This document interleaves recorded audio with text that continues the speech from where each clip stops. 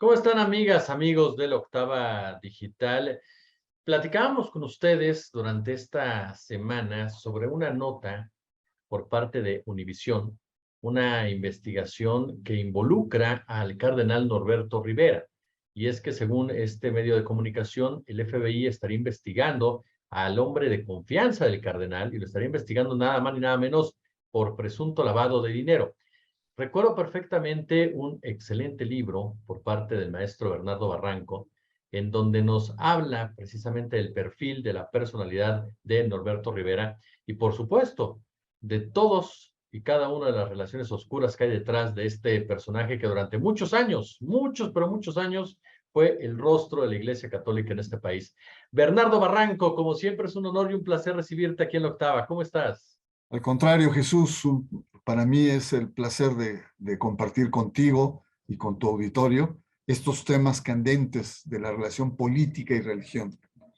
Oye, lo primero que te diría es, Fernando Peiró de la O. Este hombre, ¿quién es? ¿Qué papel juega en la vida de Norberto Rivera, sobre todo en esta operación financiera de la cual se está hablando?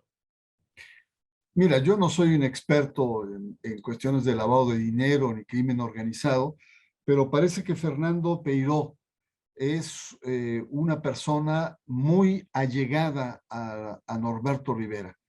Era un protegido por parte de López Aviña, que es uno de los mentores de Norberto Rivera, que lo recogió de niño y que al morir, digamos, le delegó eh, el, la protección a Norberto Rivera, que en ese momento era un sacerdote que estaba ya con aspiraciones episcopales, de tal manera que podemos entender que hay un padrinazgo, hay una relación casi familiar.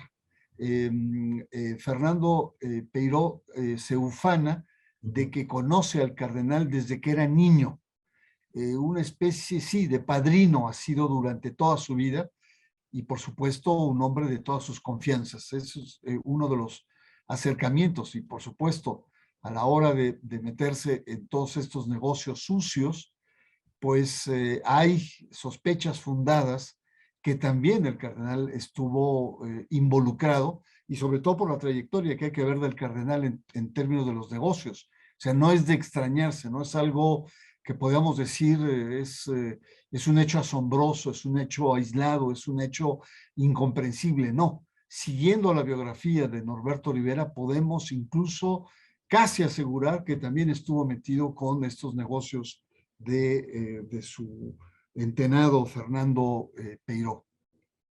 Oye, Bernardo, precisamente en este libro, que le recomiendo muchísimo a nuestra audiencia, de verdad, Norberto Rivera, El Pastor del Poder, tú haces digámoslo así, radiografía de las relaciones de Norberto Rivera.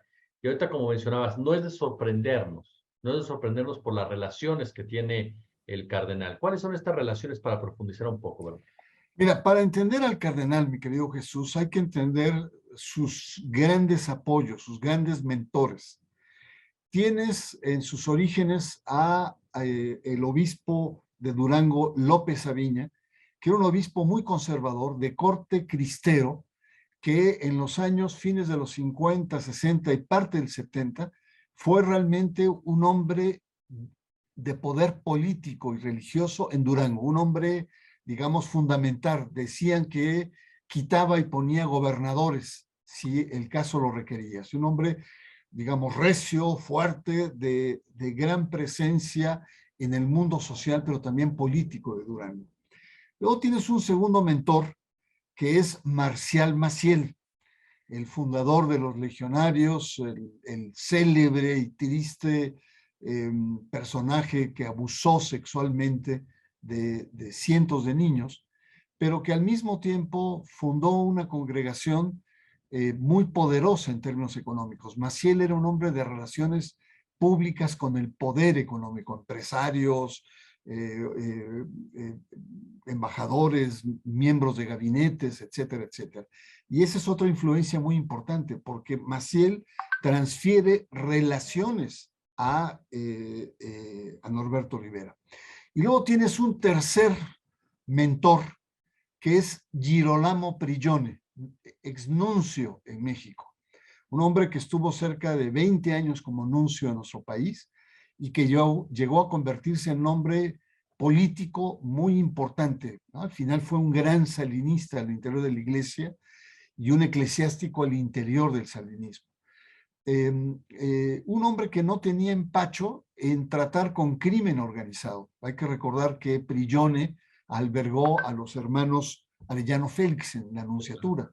Es decir, incluso el asesinato de uno de sus otros protegidos, el carnal Posadas Ocampo, se habla de que también estuvo involucrado con el crimen organizado. Es decir, entonces si vemos conservador López Aviña, los vínculos con el poder económico y los vicios de Marcial Maciel y estos vínculos con crimen organizado del nuncio, te dan, digamos, un licuado o una perspectiva muy tenebrosa de Norberto Rivera, ¿no? Entonces, yo empezaría por esos toques de los mentores y de la gente que aprendió Norberto Rivera, ¿no? Entonces, ahora paso a tu pregunta de estos vínculos con el poder económico. Y ahí, desde que fue obispo de Tehuacán, entró en una disputa por una modesta granja de pollos con un sacerdote ecuatoriano que no se la quiso dejar, hubo tensiones y utilizó sus poderes para sacarlo del país.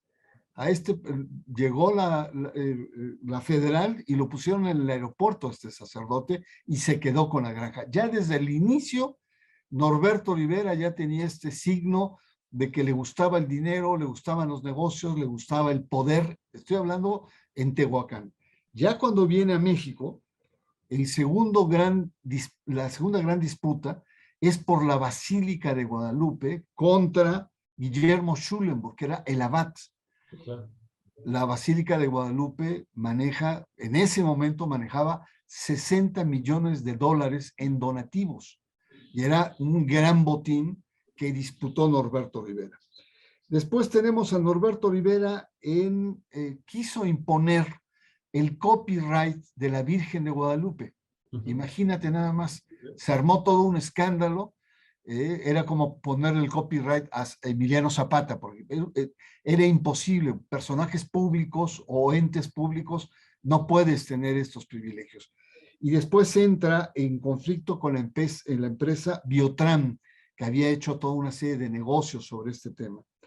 Después tenemos, fíjate nada más, en la visita del Papa en 99, la cuarta visita, en esa visita hubo un remanente importante de recursos en los cuales se comercializó demasiado. Los legionarios y Norberto Rivera comercializaron. Recordarás las papas del Papa, ¿no? En aquel entonces cuando visitó Juan Pablo II. Hubo un remanente importante y se lo disputó con Justo Muyor, el nuncio en aquel entonces. Muyor decía, ese dinero vamos a darlos a orfanatos católicos. Y Norberto Rivera decía, no, ese se viene para acá. Vino a la Arquidiócesis de México, ese se viene y ya dispondremos qué hacemos con ese dinero. Es decir, no solamente los negocios, sino, digamos, esta sensibilidad usurera por parte del cardenal. Bueno, no quiero seguir, hay muchos otros pequeños detalles, pero hay uno último que es importante y es el de la Plaza Mariana, que es otro gran escándalo. La Plaza Mariana, lo que tenemos ahí es que a los locatarios, con la remodelación, les pidió el espacio, lo remodelaron y ya no se los dio a los locatarios, sino empezó a vender los espacios de la plaza con otra lógica, con otros contratos, y hubo hasta la fecha hay una disputa no, en términos legales. Lo que te quiero decir con este retrato económico y los orígenes es el fundamental por qué no me extrañaría que Norberto Rivera entraría en vínculos, incluso, digamos, con niveles bajo sospecha con su entenado, con su ahijado, con una persona muy cercana, como es Fernando Peiro. Oye, Bernardo, ahorita tocabas un punto que nos ayuda también a entender mucho. Lo mencionas con Girolamo Prignone. El vínculo con los narcotraficantes. Efectivamente, yo recuerdo cuando se dio a conocer la presencia de los integrantes del cártel de Tijuana, de los hermanos Arellano Félix, que además eran hombres o eran una familia que se profesaba sumamente católica y que acudía regularmente a iglesia y tenía una relación muy cercana con las autoridades religiosas de Baja California, particularmente de Tijuana. Y el caso, por ejemplo, a nivel internacional que se ha manejado también de la mafia italiana con la misma iglesia, con el Vaticano. Hablar de lavado de dinero y hablar de la iglesia católica no es descabellado. Estamos hablando de mucho dinero y de una economía criminal en donde ahorita que describías tan perfectamente a Norberto Rivera, pues encajan este tipo de perfiles por sus relaciones con el mismo poder. No, lamentablemente, en aquellos años, en los fines de los 90, se habló mucho de las famosas narcolimosnas. Es decir, la tesis básica es que el crimen organizado y el narco han penetrado pues, los diferentes poderes, el poder ejecutivo, ¿no? Han penetrado el poder legislativo, a los partidos políticos, a los grupos empresariales. ¿Por qué no pensar la hipótesis de que también han penetrado las estructuras religiosas?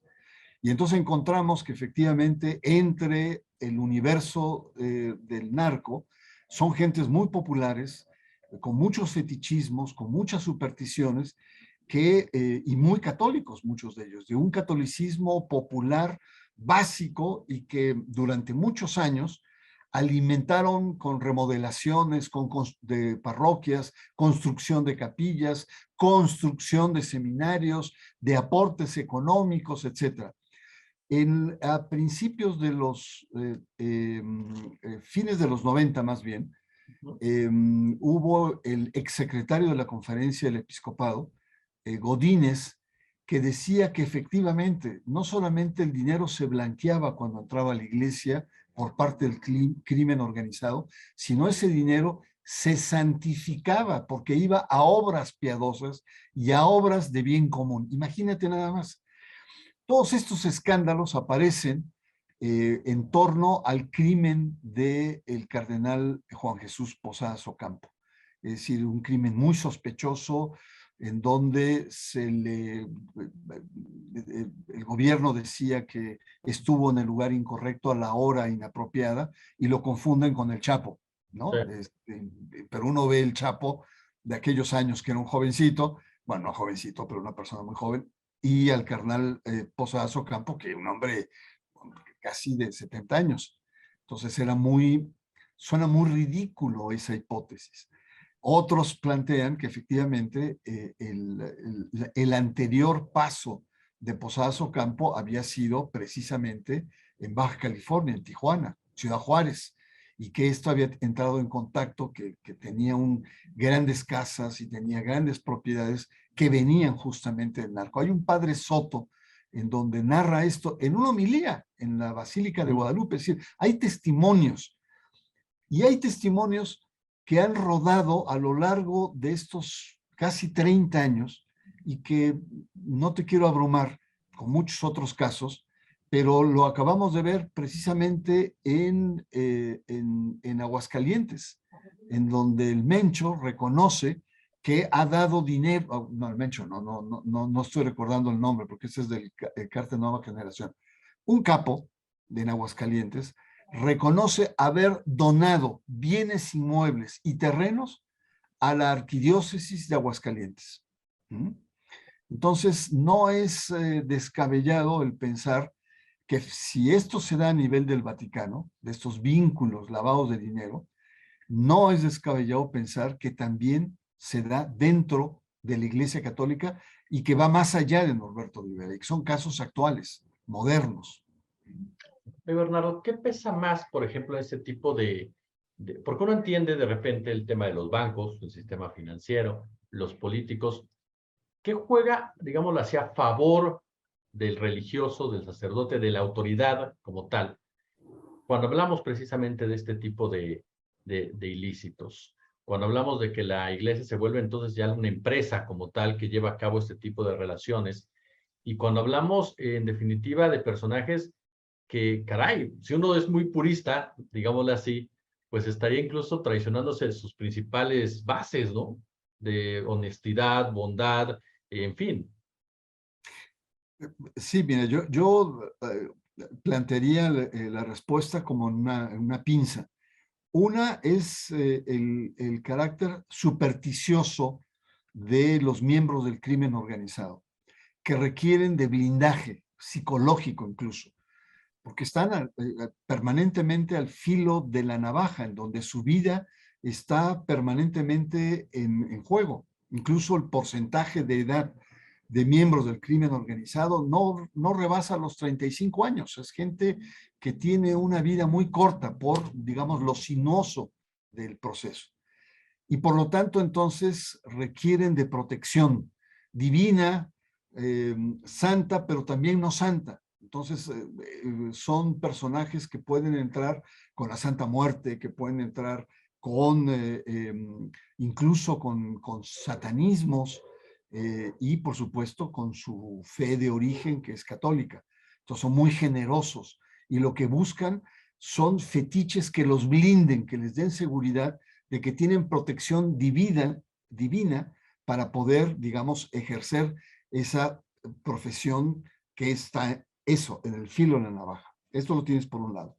Y luego tienes por otro lado a la Iglesia Católica, que en determinados momentos cede ante la seducción de lo económico, ¿no?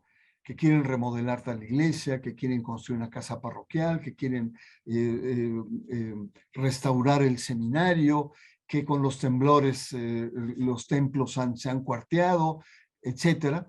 Y encontramos en muchos casos estos vínculos con el crimen organizado, que no solamente son de tipo financiero, que les dan por debajo, ¿no?, dinero, etcétera, sino, o que se prestan a lavar dinero, sino en rituales, en los rituales, los casamientos, las primeras comuniones, en los 15 años, ¿no? ¿Cuántas historias no sabemos de religiosos que participan, como muchos artistas también, de estos eventos privados del crimen organizado? Y entonces ahí es donde vemos cómo la Iglesia Católica efectivamente, eh, eh, saltándose muchas normas éticas que ella misma profesa, entra en esta relación cuyo poder más importante es el económico, y muchos de ellos se justifican diciendo, es que también quiero que no se nos ataque, que nos blindemos frente a estos grupos. Pero Jesús, la relación existe y la relación es histórica entre crimen organizado, entre sectores de narcotráfico y sectores de la Iglesia Católica. Oye, me quedo Bernardo para finalizar. ¿Cómo lava dinero la Iglesia Católica? Es decir, ¿en qué áreas, en qué, si se puede hacer, en qué inversiones, en qué sectores? Porque, por ejemplo, cuando hablamos de que Tecate de Sinaloa, ¿no? El Mayo Zambada, lava dinero que supuestamente en productoras de leche, que en el sector inmobiliario. ¿Se sabe en la Iglesia Católica en dónde se lava más el dinero o es información que está por afuera? No hay mucha información, la verdad. La verdad, no contamos con, porque estamos en un mundo, y sobre todo la Iglesia Católica se cuida mucho. Lo más que te puedo decir es en lo visible que se da estos recursos, ¿no? Es decir, yo me limitaría a decir los donativos, ¿no? Pero es muy sospechoso encontrar en un pueblo apartado, con una capilla de lujo, ¿no? Con una capilla construida de manera ostentosa, o en algunos lugares donde es muy difícil encontrar donativos, donde la gente vive con relativa pobreza, y ver seminarios de primer mundo, que fue un poco lo que pasó en Ciudad Juárez con Cardenal Posadas Ocampo, ¿no? Ahora, no me extrañaría, y ahí creo que ahí hay una investigación pendiente, de encontrar estos vínculos con formas o estructuras empresariales que tiene la Iglesia, y no me refiero al agua bendita, ni al vino de consagrar, ni a la fabricación de hostias, sino me refiero incluso a estos negocios inmobiliarios, a estas que hemos descrito en Norberto Rivera, donde perfectamente podría entrar el crimen organizado, financiar y utilizarla como parapeto para lavar dinero. Es una asignatura pendiente, ¿no? Pero que es interesante, es una beta muy interesante, pero deja confesarte que al menos yo no conozco estudios a fondo sobre estos vínculos. Mi querido admirado Bernardo Barranco, yo de verdad te quiero agradecer muchísimo estos minutos para la Octava Digital, tu lectura siempre inteligente. Al contrario, Jesús, un abrazo muy grande a ti y a tu auditorio.